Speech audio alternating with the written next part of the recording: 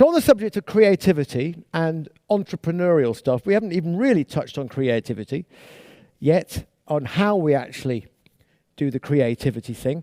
But I'm going to show you a little bit of creativity of mine, which, well, actually, no.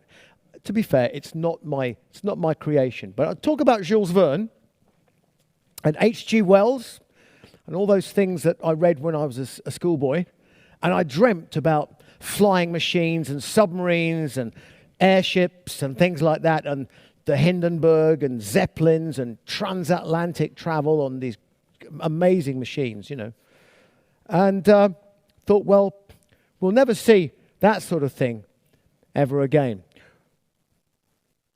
And I'm an investor in what you're going to see next. What you're going to see next is $500 million of UK exports to the United States, in which we went head-to-head with the Lockheed Martin Corporation, only the biggest defense contractor in the world, and 20 English scientists in a shed, in a field, went head-to-head against the might of Lockheed Martin and won on technical merit, not the cheapest bid. We had to team up with Northrop Grumman, because you can't just walk in and say, we're 20 English guys with beards and slide rules and pipes. You know, they take a dim view. But effectively, that's what it was. Northrop Grumman came to our shed and saw our little drawings and plans and plots and went, God, this is amazing stuff. And we went, yeah, we could been telling people for years, but, you know, what do we know? We're in England, and nobody in England will listen to us. So Northrop Grumman, Raytheon, Bell Textron, all these guys, they all came along, and it was like a little marriage. You know, it's like they were trying to be our date. And Northrop Grumman, you know, were the guys.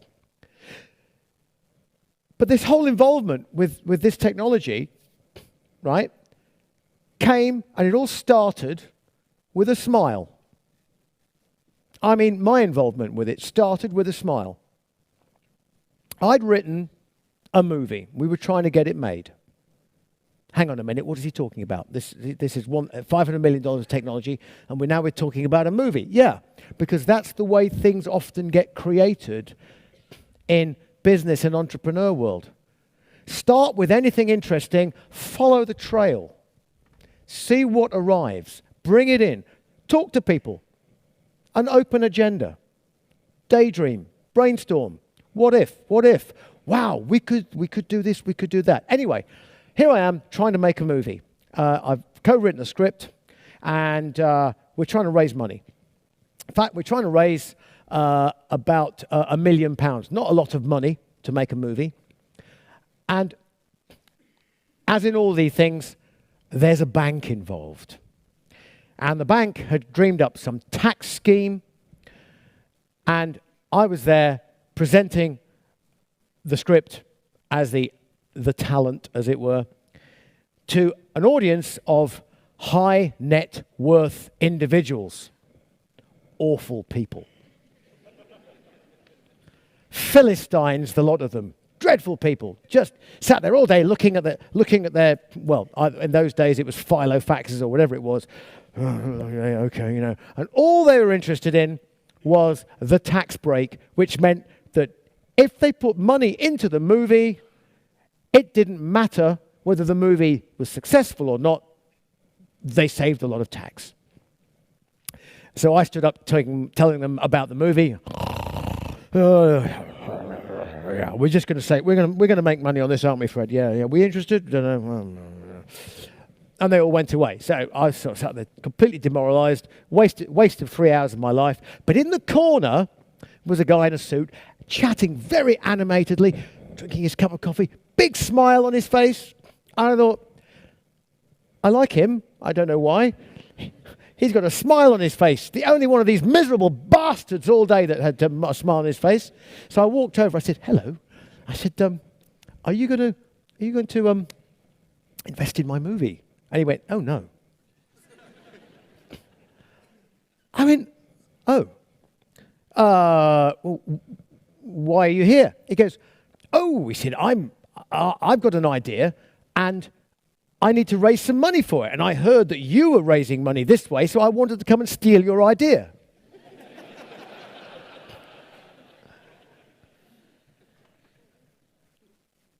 Now, my creative radar just went on red alert.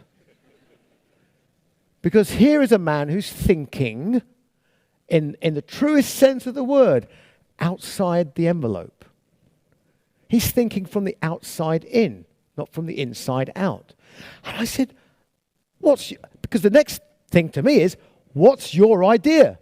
Because if you're this creative, what's your idea?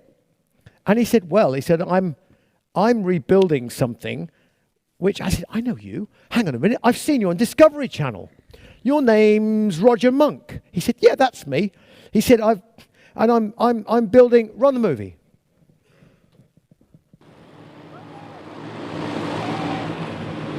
August the 7th this year, the first flight. This vehicle is 100 meters long and is taller than this entire building.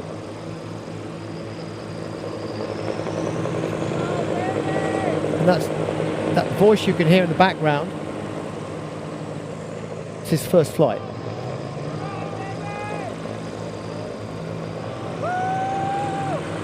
That voice is the man that's just bought an IBM.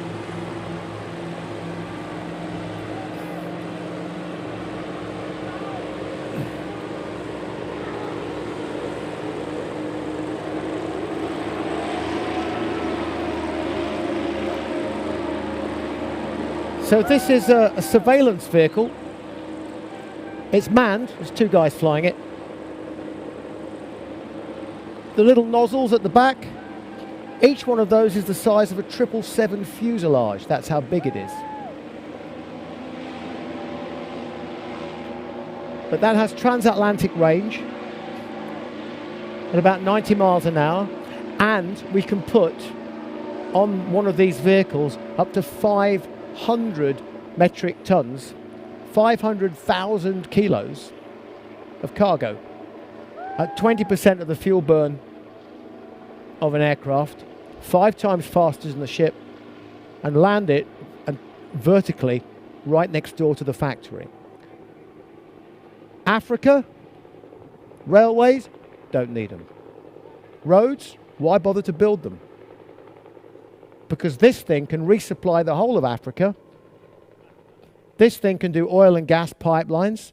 This thing can do underslung loads. It's an amazing invention, but it started out as a dream on a piece of paper. And this guy had the genius to put it together. And now we've built one. And we've exported it. And hopefully we start to build a few more of them. And the civilian version is shortly to come. That whole thing started with a smile, a human interaction.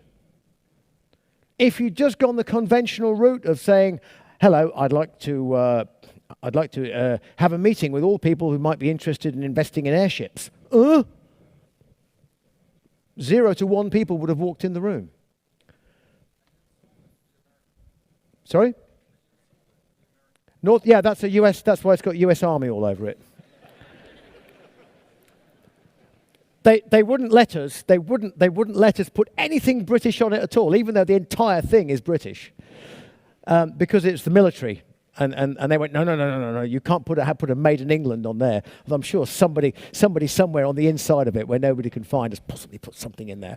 But when we build the civilian version, it'll be a different situation. We'll be building that here in the UK. Most of that was built abroad. But it illustrates my point. Amazing things can happen if you listen to your heart and you listen to the hearts of other people and use them to create your products.